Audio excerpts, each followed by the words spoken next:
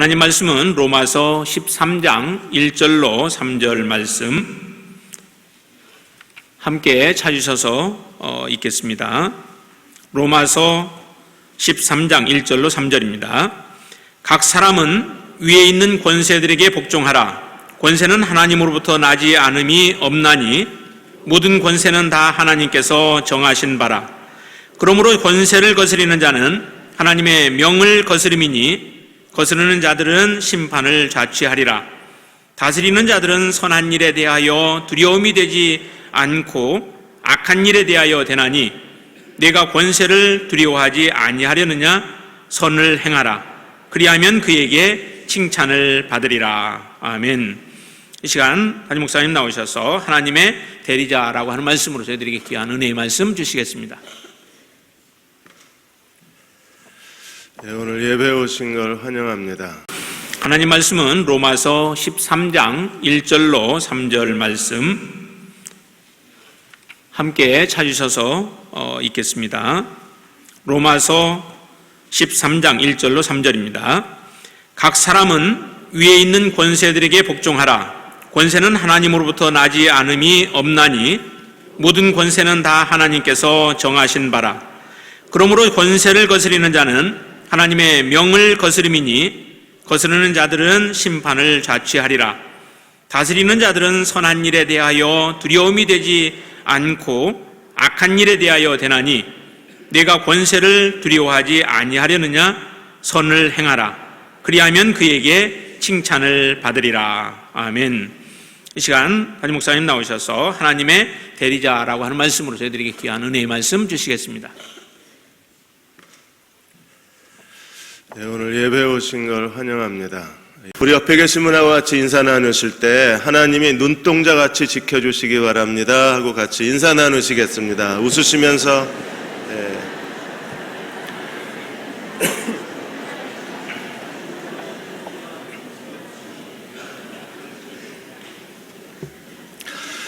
벌써 로마서 13장이 되었습니다. 13장 말씀을 두 주에 걸쳐서 말씀을 같이 나누겠습니다. 세월호 사태 그리고 올해 메르스 사태를 거치면서 국민들은 정부의 무능과 무책임에 대해서 점점 분노가 커져가고 있다고 했습니다. 이러한 정부의 무능에 대한 분노는 현 정권에 대한 게 아니라 한국의 근대사, 현대사를 거치면서 오랫동안 국민들의 마음에 축적되고 쌓아온 것이라고 얘기를 했습니다. 한 칼럼니스트가 국가가 무엇인가에 대한 질문을 했어요. 국가가 뭡니까? 우리가 초등학교 때 배울 때에는 국민, 영토, 주권 이게 있으면 국가라고 생각을 했습니다. 근데 이런 조건이 있어도 국민의 동질의 정체성이 없으면 국가가 될 수 없다고 했습니다. 동질의 정체성이라는 것은 서로를 배려하고 서로를 돕고 서로 협력하는 정신을 말합니다. 홉스라는 역사학자는 이렇게 말했습니다. 만일에 국민 각자가 자기의 이기심을 절제하고 서로 조화될 수 없다면 국가가 될 수 없다고 했습니다. 우리는 지금 심각한 동질성 해체에 빠져 있습니다. 모두가 다 서로의 이기적인 자기의 욕구만을 생각을 하고 다른 사람을 생각하지 않는 거예요. 이렇게 국가가 해체되는 그런 사회 현상 속에서 그리스도인에게 국가라는 것은 무엇인가를 오늘 13장에서 바울이 우리에게 질문하고 있습니다. 12장에서 교회는 그리스도의 몸이라고 그랬어요. 그리스도가 머리가 되시고 우리가 그 몸의 지체입니다. 그렇다면 교회가 있는 곳에 그리스도가 계신 거예요. 세상 속에 교회가 있다고 하는 것은 그리스도가 지금 우리가 사는 이 현실과 사회에 예수 그리스도가 여기 계시다는 뜻입니다. 세상 속에 그리스도가 계시다면 그리스도가 이 세상에 대해서 하실 일, 하고자 하시는 일, 우리에게 주신 사명은 과연 무엇인가? 오늘 13장에서 그 두 가지를 설명하고 있는데 먼저 13장 1절에서 7절까지 국가에 대한 의무를 설명하고 그리고 8절에서 나머지 부분에서 교회의 사회적 책임에 대해서 설명하고 있습니다. 자크 엘룰은 이런 말을 했습니다. 교회란 세상에 있지만 세상에 속하지 아니하고 세상을 변화시키는 변혁의 공동체여야 된다고 했습니다. 교회는 세상에 있습니다. 그러나 세상에 속하진 않습니다.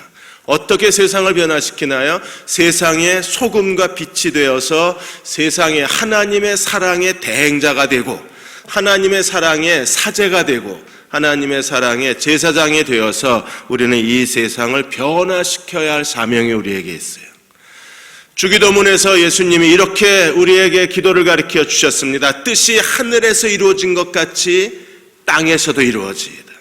그러므로 하나님 나라가 이 땅에 이루어지게 하나님께서 교회의 사명을 맡겨주셨기 때문에 우리는 이 세상에서 하나님의 사랑을 실천하는 그리스도의 종들이 되어야 돼요. 하나님의 사랑을 실천하는 사람들이 어떤 사람들입니까? 이 국가가 원하는 모범시민, 교양 있는 시민, 훌륭한 시민, 성숙한 시민 정신을 갖고 사는 사람들이 바로 이 시대의 그리스도의 제자라고 말할 수 있어요. 우리는 하나님께 성숙한 그리스도의 종들이 되기 원합니다. 어떤 사람들이 성숙한 하나님의 종입니까? 이 시대가 요구하는 교양 있는 시민, 성숙한 시민 의식을 갖고 사는 사람들이 진정한 그리스도의 종이요 그리스도의 제자라고 말할 수 있는 거예요. 이번에 전북 순창 장덕마을이 사람들에게, 국민들에게 박수를 받았습니다. 평택 성모병원에서 입원했던 할머니 한 분이 장덕마을로 들어가신 거예요. 순식간에 마을을 폐쇄시켰습니다. 73가구 102명의 어른들이 살고 계셨는데 2주 동안 격리가 된 겁니다. 누구도 불평하지 않았습니다. 누구도 불편해하지 않았습니다. 모두가 서로 돕고 서로 격려하면서 2주의 격리 기간을 지켜낸 거예요. 어떤 사람도 단 한 발자국도 마을 밖으로 나오신 분이 없었답니다. 그러는 가운데 이 할머니 한 분이 돌아가셨어요. 그들은 자기들의 불편보다 돌아가신 할머니를 더 걱정했다고 합니다. 이게 공동체 의식이요 마을 정신이잖아요. 메르스를 이겨내는 것은 정부의 정책이나 의료진들의 노력만으로 되는 게 아니라 모든 국민이 성숙한 시민의식을 가지고 이웃을 먼저 생각하는 배려가 있어야 이걸 극복한다는 겁니다. 서울시가 지난 6월 6일부터 16일 열흘 동안에 자가 격리 환자에 대해서 실태조사를 했는데 자가 격리 환자 중에 144명이 이탈을 했습니다. 13명 중에 1명이 뛰쳐나가 버린 거예요. 정부의 권고를 무시하고 뛰쳐나간 겁니다. 어떤 사람은 골프 치러 가고 너무나 답답해서 어떤 사람은 낚시하러 가고 어떤 사람은 다 메르스를 퍼뜨려 버릴 거라고 길거리 한복판에서 행패를 부리고 병원에서 탈출을 하고 이게 시민 정신의 결여라는 겁니다. 하나님 우리에게 무엇을 원하는지 진지하게 오늘 13장 1절에서 7절까지를 살펴보고자 합니다. 하나님께서 교회가 세상 가운데 있고 교회와 국가의 관계에 있어서 우리는 지난 교회사 가운데 교회와 국가의 관계를 올바르게 정립을 못했어요. 정치와 교회가 하나가 되면 신정정치를 이루면 하나님의 통치가 이루어질 거라고 생각했습니다. 그러나 신정정치는 실패했습니다. 구약에서도 실패하고 중세기 로만 캐톨릭을 통해서 정치와 교회가 하나가 되었지만 로만 캐톨릭은 가장 타락한 교회 역사를 가져오고 말았어요. 종교개혁이 일어나고 정치와 종교를 분리시켰습니다. 그래서 정치와 교회는 서로 별다른 존재가 된 거예요. 정치에 대한 철저한 무관심과 방관으로 우리가 교회는 정치를 바라보았습니다. 그로 인하여 오히려 국가의 혼란으로 말미암아 가장 고통을 겪은 것은 가난한 사람들이요 교회였었어요. 하나님이 우리에게 원하시는 것은 무엇입니까? 교회와 국가가 서로의 독특함을 인정하고 서로의 책임을 인정하고 파트너십을 갖는 겁니다. 교회는 국가에 대한 책임을 져야 돼요. 왜 교회가 국가에 대한 책임을 져야 되는가? 오늘 13장에서 바울은 그것을 설명하고 있는 겁니다. 먼저 국가의 권세부터 우리가 살펴보겠습니다. 13장 1절에 보시면 각 사람은 위에 있는 권세에 복종하라 그랬어요. 위에 있는 권세, 모든 공권력에 대해서 교회는 복종하라. 왜 그래야 합니까? 권세의 세 가지를 설명하고 있는데 첫째로 권세는 하나님으로부터 나지 않음이 없다 그랬어요. 대통령으로부터 국무총리, 국회의원, 장관, 심지어 동사무소 공무원에 이르기까지 모든 교사와 그리고 일반 행정 공무원에 이르기까지 군인, 세무공무원, 경찰 이런 모든 사람들이 모든 권세가 하나님께로부터 나지 않음이 없다는 거예요. 두 번째는요, 13장 1절 하반절에 모든 권세는 하나님이 정하셨다. 그리고 13장 2절에 권세를 거스리는 것은 하나님의 명령을 거스리는 거라고 했습니다. 그러므로 국가라고 하는 것은 신적 권위를 인정받은 신적 기관인 거예요. 그래서 국가에서 일하는 사람들을 4절에 하나님의 사역자라고 부르고 6절에 하나님의 일꾼이라고 부릅니다. 경찰이 아니에요. 하나님의 사역자입니다. 국회의원이 아니에요. 하나님의 일꾼인 거예요. 그냥 장관이 아닙니다. 하나님의 대리자라는 거예요. 그러므로 모든 권세가 하나님이 주신 거기 때문에 하나님께서 우리에게 요구하시는 것은 위에 있는 권세에 복종하라는 겁니다. 국가의 부름을 받고 일하는 모든 사람들, 공무원으로부터 시작하여 군인, 경찰, 교사, 그리고 세무공무원 모든 분들에 대해서, 사회복지사에 대해서 국가의 부름을 받고 국가를 위하여 일하는 모든 사람들이 위로부터 하나님의 권세를 주신 하나님의 사역자라는 거예요. 예수 그리스도는 교회의 머리십니다. 교회의 머리가 되신 그분이 세상 권세를 허락하신 분이라는 거예요. 그러므로 교회는 국가에 대한 거룩한 의무와 책임이 있는 겁니다. 그 첫 번째 책임이 위에 있는 권세에게 복종하라는 거예요. 다니엘 4장 17절에도 하나님이 인간나라 통치자라는 사실을 이렇게 증언했습니다. 지극히 높으신 이가 나라를 다스리시며 자기 뜻대로 그것을 누구에게든지 주시며 세상 나라를 다스리는 게 하나님이시고, 그리고 최고의 권세를 허락하시는 분도 하나님이시라는 거예요. 자기 뜻대로 그것을 주신다는 겁니다. 우리는 지금까지 대통령 선거가 되면 국민 투표가 대통령을 세우는 줄 알았더니 하나님 말씀하시기를 내가 한다는 겁니다. 클린턴과 부시가 또다시 이번에 미국 대선에 맞붙었습니다. 누가 될지 여론의 모든 관심이 모아지고 있습니다. 그러나 하나님이 내가 원하는 자에게 주신다는 거예요.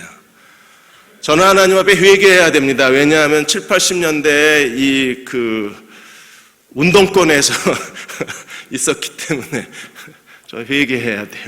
위에 있는 권세를 거스렸으니까. 하나님께서 이렇게 말씀하셨을 때 이 권세에 복종하라는 것은 우리에게 무슨 의미가 있을까? 잘못된 정권, 그리고 국민들을 고통스럽게 만드는 정권, 국민들을 절망에 빠뜨리는 정권에 대해서도 복종하라는 얘기인가? 실제로 바울 당시에 로마는 전 세계를 식민지하고 로마가 이스라엘을 식민지해서 이스라엘 백성들을 통치했던 그런 나라가 로마입니다. 그런데 바울은 그 로마의 권세에 복종하라는 거예요. 그럼 우리가 모든 정권에다 복종해야 되는가? 기억해야 할 중요한 사실이 있습니다. 권세와 권세자는 다릅니다.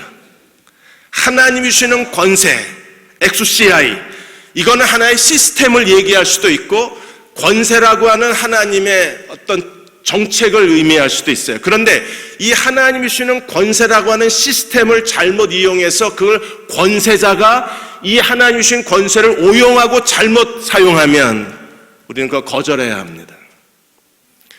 권세에 복종하는 거지, 그 권세를 가지고 악용하고 이기적 목적으로 사용하는 권세자들에 대해서 복종하는 건 아니에요. 이건 교회에도 마찬가지입니다. 목사에게 하나님이 영적 권위를 주셨는데 이 목사의 권위에 무조건 복종하는 거 아닙니다. 목사가 양들을 위해서 선한 목자의 마음으로 자기 목숨까지 내어줄 수 있는 하나님의 사랑으로 교인을 섬길 때에 그 권위에 복종하는 거지, 목사가 교인들 위해 군림하고 교인들 위해 사치스럽게 살면서 교인들을 착취하는 목사라면, 그리고 교인들의 호주머니를 턴다면 이런 권세에 우리가 복종해서는 안 돼. 거절해야 합니다.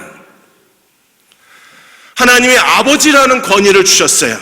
그래서 하나님은 아버지를 통해서 자녀들을 축복하시는 게 아버지의 권세입니다. 구약시대에 보면 모두가 아버지의 축복을 따라서 하나님의 자녀들을 축복하셨어요. 그러나 그 아버지가 하나님을 경외하고 신실하게 행하고 가족 중심적이고 자녀를 사랑하는 아버지의 권세에 복종하는 거지, 자녀들 내버려두고 아무렇게나 살고 방관하게 타락하게 살고 자식을 돌보지 않는 아버지의 권세를 인정하는 건 아닙니다. 권세는 인정해야 되지만 권세자를 인정할 수는 없는 거예요.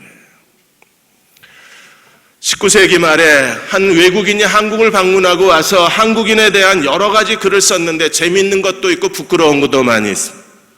그 중에 하나 이런 글이 있습니다. 한국 사람들은 당장 눈앞의 은혜에 감동을 하고 감동이 너무 빠르다는 거예요. 존경도 너무 빨라요. 눈앞에 새로 선출된 권위에 대해서 인정을 하는데 시간이 지나면 은혜 다 잊어버리고 은혜를 망각해버리고 은혜를 안 준다고 투덜거리고 그리고 기뻐하고 박수쳤던 권세가 시간이 오래돼서 자기들에게 뭘 시키면 원망하기 시작한다는 거예요. 그래서 한국 사람은 권위와 법을 지키지 않는 게 체질화되어 있다고 썼어요. 실제로 우리는요, 정말 법을 안 지킵니다. 그리고 권위를 무시합니다. 세상에 어떤 나라가 경찰의 멱살을 잡고 경찰에게 쌍욕을 해대는 나라는 아마 대한민국밖에 없을 거예요. 그 교실에 찾아가서 애들이 다 보는 앞에서 교사가 자기 아이 책망했다고 교사의 머리채를 끌어당기는 나라는 세상에 어디 있을까요? 권세에 복종할 줄을 몰라요. 권세와 권세자에 대한 분별력을 잃어버린 겁니다. 우리가 권세자를 거절해도 하나님이 주신 권위는 인정할 줄 알아야 되는 거예요. 두 번째, 국가의 사명에 대해서 국가의 사명이 무엇인가를 다시 한번 생각해 봐야 합니다. 대한민국에 살고 있는데 하나님이 대한민국이라는 권세를 허락해 주셨다는데 하나님이 세우셨다는데 그렇다면 국가가 해야 할 사명은 무엇인가? 6가지 단어가 있습니다. 첫째로 선한 일과 악한 일이 있어요. 오늘 3절과 4절에 보시면 선한 일과 악한 일에 대해서 이렇게 말합니다. 다스리는 자는 선한 일에 대하여 두려움이 되지 않고 악한 일에 대하여 두려움이 되나니. 정부가 해야 할 고유의 사명이 뭐예요? 선한 일을 장려하고 악한 일을 징계하는 겁니다. 정부가 하는 정책 자체가 먼저 선한 일이어야 돼요. 국민들에게. 지금 노인 인구가 가장 많은 나라 세 나라가 독일, 일본, 이탈리아입니다. 그런데 지금 일본은 잃어버린 20년 경제 침체에 빠졌고 이탈리아는 이미 경제가 수렁에 빠졌어요. 유일하게 독일만 경제가 건전합니다. 어떻게 똑같은 노인 인구가 많은데 독일은 이렇게 경제가 튼튼하게 되었나? 벌써 독일 정부 자체가 70년대 후반부터 선한 일, 국민의 미래, 나라의 미래를 위해서 무엇을 해야 되는가를 정부가 알고 정부가 그 일을 추구해 온 거예요. 70년대 후반부터 청년 세대를 붙잡았습니다. 청년들에게 정부가 다 쏟아놓는 거예요. 그러자 청년들이 살아있고 청년들이 직업을 갖게 되고 청년들이 활발하게 움직이니까 노인 인구가 증가하는데도 불구하고 경제가 휘청거리질 않는 거예요. 정부가 하는 일이 선한 정책이어야 돼요. 국민들을 실망시키고 국민들을 파탄에 빠뜨리는 악한 정책이어야 되면 그건 정부도 잘못하는 겁니다. 무엇보다도 우리가 이 정부와 더불어 살아가는 그리스도인의 의무가 우리가 신실한 그리스도의 제자라면 이 땅에 살아가는 동안에 선한 일을 힘쓰고 악한 일을 떠나야 되는 거예요. 사단은 국가의 권력을 장악하기 위해서 모든 노력을 다 기울입니다. 상당수 하나님의 세우신 권세가 사단의 앞잡이가 되고 사단의 도구가 된 거예요. 사단이 이 세상 권력을 자기 손에 넣게 되면 그야말로 인류 역사에 가장 피비린내 나고 고통스럽고 그리고 죽음의 행렬이 멈추지가 않는 겁니다. 여러분이 잘 아시는 것처럼 히틀러가 이 권세를 잡았을 때 그 권력 뒤에 사단의 음흉한 기구가 있었습니다. 600만의 유태인들이 가스실에 죽어가고 2차 세계대전이 일어나서 무려 2,500만이 죽었습니다. 스탈린이 권세를 잡고 사단이 그 스탈린의 권세를 뒤흔들자 어떤 일이 벌어졌습니까? 공산주의를 퍼뜨려 나가기 위해서 스탈린이 학살한 사람이 2천만이 넘습니다. 크메르 루주군이 캄보디아를 장악했습니다. 그리고 공산주의라는 미명하에 크메르 루주군들이 캄보디아 인구의 3분의 1을 죽였습니다. 악한 존재가 이 세상 권력을 쥐고 흔들면 이런 비극적인 역사가 일어날 수밖에 없는 거예요. 그러므로 우리는 하나님의 주신 권세가 무엇인가를 알고 선한 일, 악한 일에 대해서 이 하나님이 허락하신 권세가 악한 도구가 되지 않기 위해서 힘을 써야 하고, 일단 권력이 악한 도구가 됐으면 교회는 저항해야 돼요. 우리는 사도행전 4장 18절에 유대 최고 권력기관이 사내드린 공회입니다. 사내드린 공회가 사도들을 불러서 예수의 이름으로 전도하지 말라고 전도 금지령을 내렸어요. 권세에 복종해야 되나요? 아닙니다. 권세는 인정하되 권세자를 거절한 거예요. 악한 하나님께서 이미 명령하신 땅끝까지 복음을 전하라 하나님 명령하셨는데, 사내드린 공회는 복음을 전하지 말랍니다. 누구 말을 들어야 되나요? 하나님 말을 들어야죠. 그래서 사내드린 공회의 명령을 거역하고 사도들이 계속 복음을 전하다가 투옥을 당하고 그리고 채찍을 당하게 되는 거예요. 출애굽기 1장에서 애국왕 바로가 히브리 산파에게 명령을 내렸습니다. 남자 아이는 다 죽여라. 그런데 산파들이 하나님을 두려워함으로 바로의 명을 거역했습니다. 하나님의 명령을 거역한 건가요? 위에 있는 권세에 복종하라 그랬는데 그 말씀을 거역한 건가요? 아니요. 하나님의 말씀을 지키기 위해서 왕의 명령을 거역한 거예요. 다니엘 3장 11절에 느부갓네살 왕이 금신상을 만들어 놓고 다 절하라 그랬습니다. 그러나 사드락 메삭 아벳느고는 금신상 앞에 절할 수가 없었습니다. 왜? 하나님이 우상 섬기는 것을 원치 않으시기 때문에. 다니엘 6장에 다리오 왕이 어떤 신에게도 기도하지 말라고 기도 금지 명령을 내렸습니다. 그러나 다니엘은 예루살렘을 향한 동쪽 창문을 열어놓고 여전히 하루 3번씩 기도했습니다. 위에 있는 권세에 복종하라는 계명을 어겼나요? 아니요. 하나님의 명령을 지키기 위해서 다니엘은 왕의 명령을 거역할 수밖에 없었던 거예요. 우리가 선한 일, 악한 일에 대한 영적 분별력을 가져야 합니다. 그리고 어떤 일에 함께 참여하고 어떤 일에 대해서 우리가 저항해야 되는가를 기억해야 돼요. 그리고 무엇보다도 그리스도인들이 이 시대에 사는 동안에 선한 일을 힘쓰는 그리스도의 종들이 되어야 합니다. 그래서 하나님께 기쁨이 되고 사람들에게 기쁨이 되어야만 하는 거예요. 이번에 프란치스코 교황이 회칙을 발표했습니다. 교황의 회칙은 캐톨릭 최고 교리 헌법이에요. 근데 이번에 프란체스코 교황이 처음으로 회칙을 발표했는데 환경 보호에 대한 회칙입니다. 지금까지 캐톨릭 역사사 가운데 환경에 대해서 회칙을 발표한 교황이 없었어요. 교황은 여기서 온실가스 그리고 화석 연료에 대해서 엄중히 경고를 했습니다. 왜요? 지금 지구 온난화 이런 여러 가지 지구 기후 변화로 말미암아 가장 크게 고통을 당하는 사람들은 누굽니까? 가난한 사람들입니다. 해수면이 상승하고 대기 오염에 빠져 있고 유독물질 폐기가 되고 그리고 여러 가지 자연이 파괴되면서 가장 극심한 고통을 당하는 사람은 극빈자, 가난한 빈곤층에 있는 사람들이기 때문에 화석 연료 줄이고 온실가스 감소하라고 이 회칙에 나온 거예요. 그러자 미국의 지금 대선 후보들이 제일 먼저 첫 반응이 뭐냐 하면 교황은 정치에 간섭하지 말라는 거예요. 정치는 우리가 하겠다. 교황은 교황이 할 일을 해라. 여러분, 이게 얼마나 잘못된 생각인지 그들은 모르고 있는 거예요. 교황이기 때문에 정치에 간섭을 해야 됩니다. 왜요?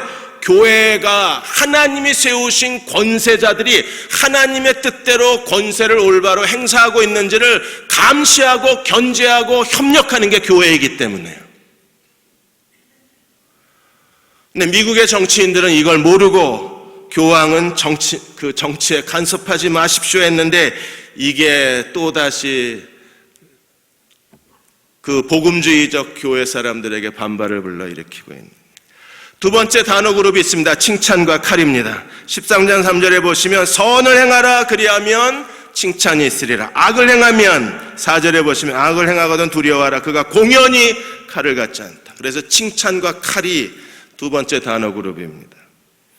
우리가 하나님 앞에 그리스도인으로서 제자로서 시민의 의무를 다하고 가장 모범시민, 영화 모범시민 말고 모범 시민의 의무를 다하고 훌륭한 시민이 되고 그리고 가장 다른 사람들에게 본이 될 수 있는 그런 시민 정신을 갖고 산다고 하면 칭찬이 되지만 만일에 우리가 악을 일삼으면 국가가 우리에게 칼로써 우리를 징계할 수밖에 없어요.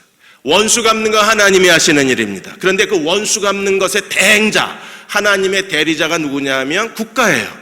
그래서 국가는 칼을 가지고 악을 행하는 자들에게 하나님을 대신해서 심판하고 징계를 하는 겁니다. 국가도 좀 칭찬 들을 만한 일을 해야 합니다. 저는 대전 전 시장님을 잘 알고 있습니다. 그분이 행한 정책 가운데 마을 살리는 운동 정책이 있어서 제가 자료를 달라고 그랬어요. 마을 구석구석을 살려내는 마을 중심 시정 정책을 펼치셔서 제가 거기서 목회 아이디어를 많이 얻었습니다. 야, 이런 일들을 하시는구나, 대전시 안에서. 그래서 대전 시민들이 얼마나 행복했을까, 대전 시민들이 이런 정책을 펼치는 그 시장님과 관련 공무원들을 얼마나 칭찬했을까 하는 생각이 들더라고요. 국가가 하는 모든 일도 그런 칭찬받을 만한 일이어야 하고 우리가 살아가는 모습도 칭찬받을 만한 일이어야 합니다. 그래서 누구보다도 교양 있고 누구보다도 거룩하고 누구보다도 경건하고 의롭고 인격적으로 살아야 하고 예의 바른 사람으로 살아가야 할 책임이 모든 그리스도인에게 있는 거예요. 이번에 기독교 기업으로 아주 유명한 기업체입니다. 한 해 매출이 10조 원입니다. 티셔츠로부터 시작해서 전국적으로 음식 프랜차이즈가 시작이 되고 최근에는 젊은 사람들 액세서리 코너까지 열렸어요. 그래서 여기서 액세서리를 사는 젊은이들이 많이 있습니다. 그런데 이 기업체에 대해서 그 액세서리 전문 디자이너들이 이 기업체에 대해서 뉴스에 고발을 했어요. 젊은 디자이너 이성진 씨라고 있습니다. 이분이 젊은 사람들 그 액세서리를 디자인하시는 분이 오랫동안 고민하고 연구해서 새로운 아이디어를 만들어서 제품을 만들어서 파는데 어느 순간에 이 10조 원의 매출을 올리는 대기업이 짝퉁을 파는 거예요. 그것도 반값에. 그래서 그 TV 뉴스 기자가 이 짝퉁을 만드는 중국 업체를 찾아가서 조사를 했더니 벌써 2년이 넘었답니다. 물건을 보내주고 그대로 만들어달라고 2년 계약을 하고 벌써 오랜 시간 만들어가지고 온 거예요. 나중에 기자가 알아보니까 이성진 씨 디자인뿐 아니라 젊은 디자이너들의 제품을 몽땅 베껴다가 반값에 파니까 젊은 디자이너들은 어떻게 해야 합니까? 문 닫는 거예요. 칭찬받을 만한 일인 거예요. 47살 전도사 한 분이 계십니다. 이분이 법정에서 이런 말을 했습니다. 하나님은 왜 이런 여자를 배우자로 주셔서 내 눈에 피눈물이 흐르게 하는가? 이 전도사가 말한 이런 여자가 누구냐 하면 미스 코리아 출신의 배우 이한희 씨입니다. 딴 남자의 아내입니다. 2006년부터 이 사람이 이 이한희 씨한테 반해가지고 그 다음부터 이 트위터를 통해서 이 여자를 만날 수가 없으니까 그냥 수백 건의 온갖 비방의 글, 비난의 글을 거기다 퍼부은 거예요. 이 글 가운데 머리를 다 뽑아버리겠다느니 하나님이 주신 짝을 생각해서 좀 행동을 조심하라느니 이런 글을 거기다 써놓은 겁니다. 그래서 법정에서 1년 구형을 했어요. 칼을 빼어드신 겁니다. 그분이 뭐라 그랬냐면 하나님께 음성을 들어서 자기는 트위터에 썼다는 거예요. 1년이 아니라 한 10년쯤 계셔야 될 것 같은데. 칭찬과 칼, 우리는 어디에 속해 있는가 하는. 오늘 기독교는 너무나 부끄럽습니다. 세상 사람들의 상식적 수준에도 못 미치는 거예요. 세상 사람들보다 더 이기적이고 옹졸한지도 모릅니다. 그렇게 살아서 어떻게 우리가 국가에 대한 의무를 다할 수 있을까요? 세 번째는 진노와 양심이라는 단어 그룹입니다. 13장 5절에 그러므로 복종하지 않을 수 없나니 진노 때문에 할 것이 아니라 양심을 따라. 여러분, 그리스도인은 양심을 따라 살아가는 사람들이 되어야 합니다. 양심을 따라 사는 사람이 성령을 따라 살아가는 거예요. 그럼 우리가 양심을 따라 살아가야 할 두 가지 중요한 의무가 있습니다. 7절에 보시면 모든 자에게 줄 것을 주세, 조세를 받을 자에게 조세를 바치고 관세를 받을 자에게 관세를 바치고, 첫 번째 양심의 의무가 무엇입니까? 세금의 의무예요. 세금법이 완전하지 않습니다. 한국의 세금법은 정말 불합리하게 되어 있습니다. 가진 사람들, 가지지 못한 사람들에 대한 이분법으로 구조가 되어 있어서 가지지 못한 사람들은 정말 힘겹게 살아가는 세금법인지도 모릅니다. 그럼에도 불구하고 하나님은 우리에게 말씀하시길 양심껏 행동하라는 거예요. 그리고 또 하나, 하나님이 세금에 대한 의무와 또 다른 의무를 주셨는데, 그것은 두려워할 자를 두려워하고 존경할 자를 존경하라는 거예요. 존경의 의무를 다하라는 거예요.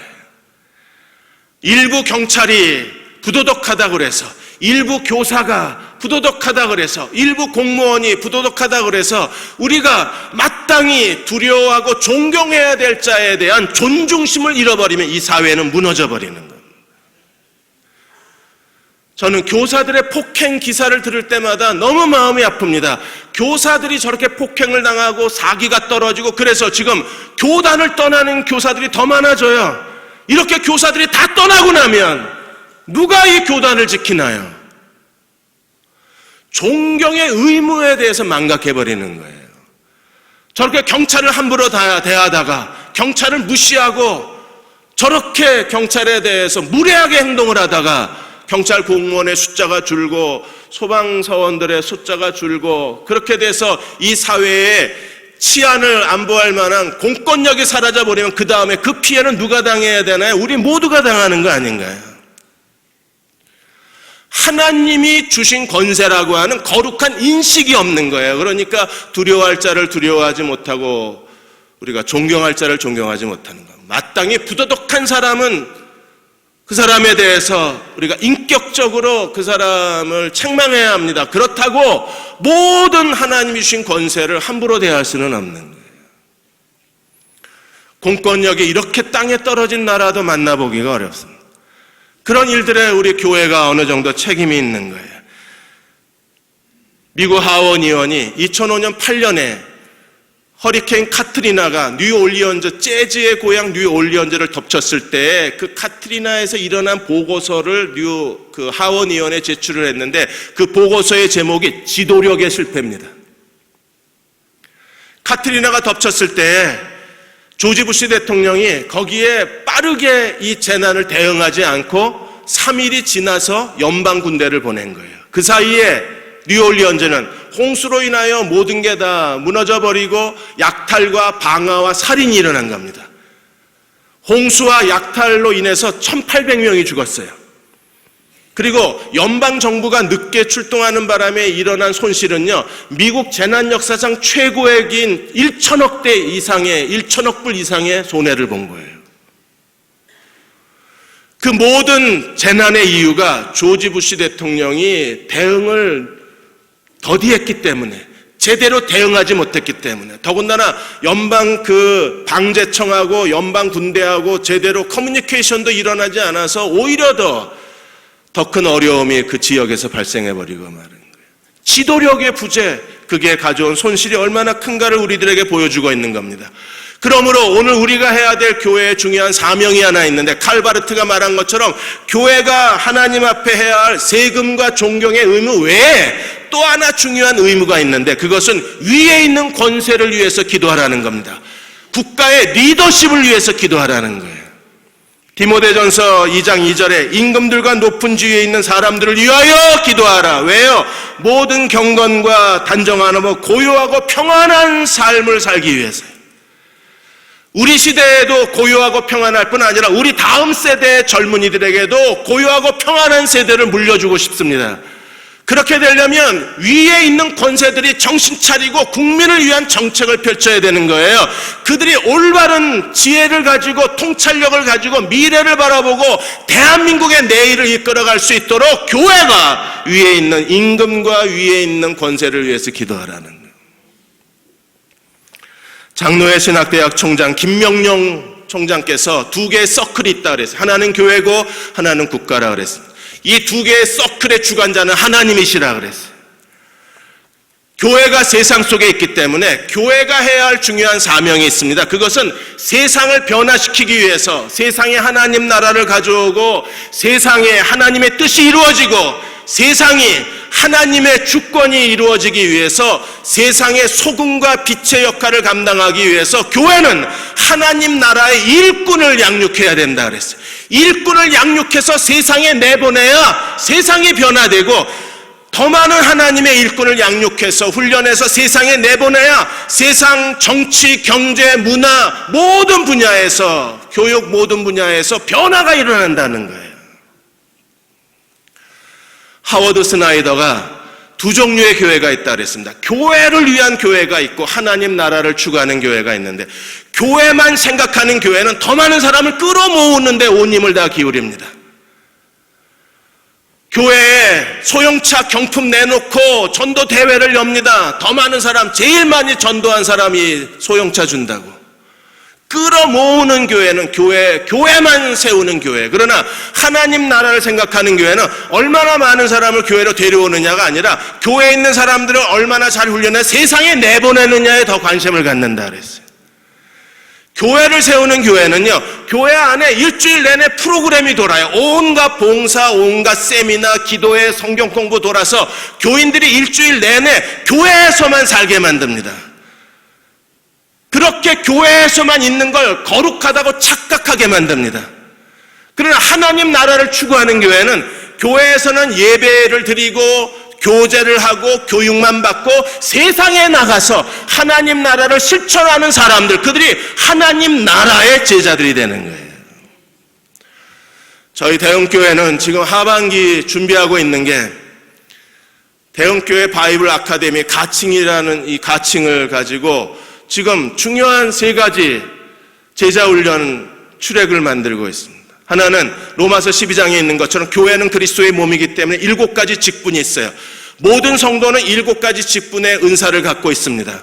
그 은사를 가진 사람들을 저희는 훈련해서 집중적으로 훈련하고 체계적으로 훈련해서 최고의 탁월한 능력을 가진 교회의 몸에 그리스도의 몸의 지체로 세우고 싶습니다. 두 번째 할 일이 오늘 로마서 13장에 있는 것처럼 세상 속에 있는 그리스도인의 제자 훈련을 하는 거예요.